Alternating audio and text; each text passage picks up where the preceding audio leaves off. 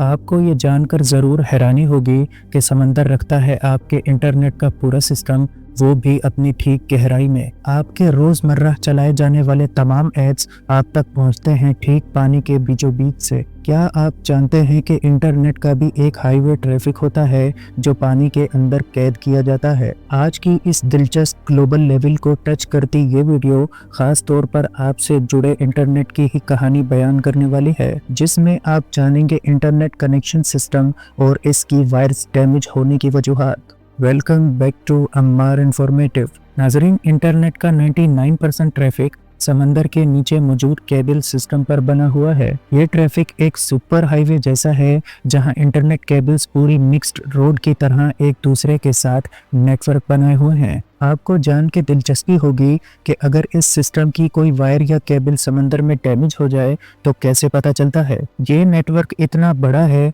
कि इसके जरिए तमाम कॉन्टिनेंट्स एक दूसरे से सोशली कनेक्टेड हैं। ये केबल समंदर की गहराई में 8000 मीटर नीचे बिछाई गई हैं और ये समंदर से दुनिया के हर कोने तक जाती हैं, जिसकी एक छोटी मिसाल अजरबैजान से इंटरनेट वायर्स ब्लैक सी के अंदर बिछाई गई हैं जो कि तुर्कमानिस्तान तक जाती हैं और यह तकरीबन 300 किलोमीटर के डिस्टेंस को कवर करती हैं। अब बड़े केबल वायर नेटवर्क की बात की जाए तो 6600 किलोमीटर लंबी ये केबल वायर समंदर के बीचों बीच बिछाई गई है, जिसे मारिया केबल का नाम दिया गया है। ये अमेरिका से शुरू होती है और अटलांटिक ओशन के पानी से गुजरती हुई स्पेन तक जाती है। नाजरीन, आपको एक और इंकशाफ करते चलें कि दुनिया के पूरे इंटरनेट केबल सिस्टम की वायर्स को अगर मिलाया जाए तो इनकी कुल लंबाई 14 लाख किलोमीटर से भी ज़्यादा है। यानी कि इतने बड़े केबल सिस्टम को अगर हमारे सोलर सिस्टम के तमाम प्लैनेट्स के इर्द गिर्द लपेटा जाए तब भी ये केबल बच जाएगी। इतनी लंबी केबल्स को बिछाने का खर्चा भी काफ़ी ज़्यादा होता है।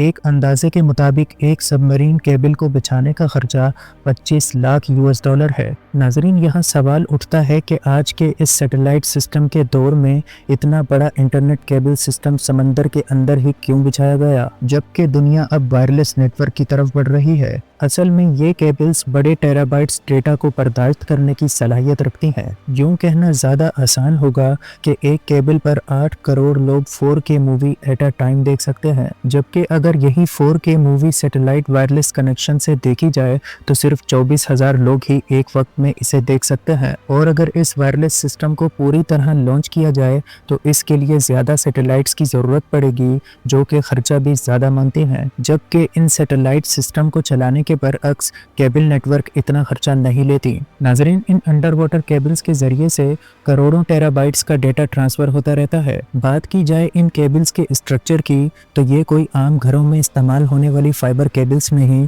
बल्कि काफ़ी मुख्तलिफ है। आप ये समझ रहे होंगे कि ये समुद्री रास्ते से गुजरने वाली इंटरनेट केबल्स खासी मोटी होंगी, जबकि ऐसा बिल्कुल भी नहीं है। ये दिखने में तो येलो ब्लैक की मोटी परत वाली केबल्स हैं, लेकिन इनके अंदर असल में जो इंटरनेट वायर मौजूद है वो बिल्कुल सुई जितनी बारीक है, जो कि हाई लेवल पर डेटा ट्रांसफर कर रही होती है। ये वायर्स ग्लास या प्लास्टिक कोर से बनी होती हैं, जिनके बीच से लाइट्स छोटे छोटे डेटा पैकेट्स की सूरत में गुजरती हैं। ये सिस्टम कुछ ऐसा है कि जिसमें सबसे पहले कंप्यूटर डेटा को इलेक्ट्रिकल सिग्नल से ट्रांसमिट के जरिए से लाइट सिग्नल में कन्वर्ट किया जाता है। ये लाइट्स डेटा थोड़े थोड़े वक्फे से ट्रेवल कर रहे होते हैं। ये लाइट्स कोर के जरिए ट्रांसमिट होती हैं, यानी कोर इन लाइट्स को अपने अंदर से बाहर स्विम नहीं करने देता। ये लाइट पैकेट्स हर 100 किलोमीटर के बाद दोबारा स्पीड को बढ़ाने के लिए बूस्ट किए जाते हैं, यानी हर 100 किलोमीटर के बाद ये लाइट पैकेट्स एक रिपीटर से गुजरते हैं जो इन्हें बूस्ट करके मजीद आगे एनर्जेटिक बनाकर ट्रांसमिट करता है। नाजरीन, ये लाइट पैकेट्स मुख्तलिफ कलर्स के होते हैं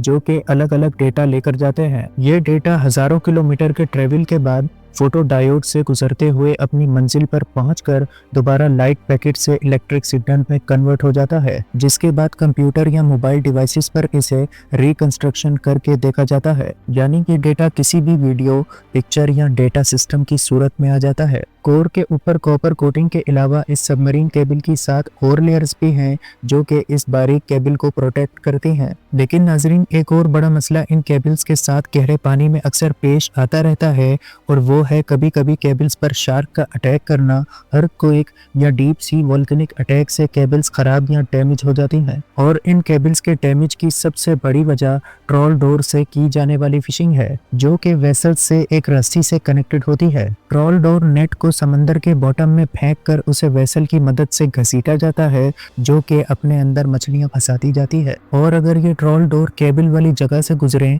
तो केबल को खासा नुकसान पहुंचता है। नाजरीन, अब सवाल ये उठता है कि अगर ये सबमरीन केबल समंदर के बीच में डैमेज हो जाए तो आखिर इनको ठीक कैसे किया जाता है, जिसके लिए ये जानना कि हजारों किलोमीटर की ये वायर आखिर डैमेज कहाँ से हुई है बहुत मुश्किल होता है, खास तौर पर एग्जैक्ट लोकेशन को पिन पॉइंट करना। नाजरीन, वायर्स बिछाने का काम बड़ी वेसल्स और रोबोटिक मशीन के जरिए से किया जाता है। दुनिया की सबसे बड़ी वायर केबल नेटवर्क को बिछाने में तकरीबन 2 साल का अरसा लगा था। और सिर्फ यही नहीं, बल्कि अक्सर इस सिस्टम को बिछाने में समंदर का अपना तूफान भी कभी कभी तबाही और रुकावट ले आता है। यही बात है कि जब वायर्स बिछाने का काम ही इतना मुश्किल और टाइम टेकिंग है तो सोचा जाए रिपेयर का काम कितना मुश्किल होगा। नाजरीन, आपको बताते चलें कि सबमरीन केबल के दोनों पॉइंट्स पर डेटा सेंटर्स होते हैं जो केबल की एक्टिविटी पर हर वक्त ध्यान रखते हैं। जैसे ही दोनों का कनेक्शन टूट जाए तो इसका मतलब होता है समंदर के अंदर से कहीं केबल टूट चुकी है और यही ब्रेक पॉइंट ढूंढने के लिए एक खास टाइप की डिवाइस यूज की जाती है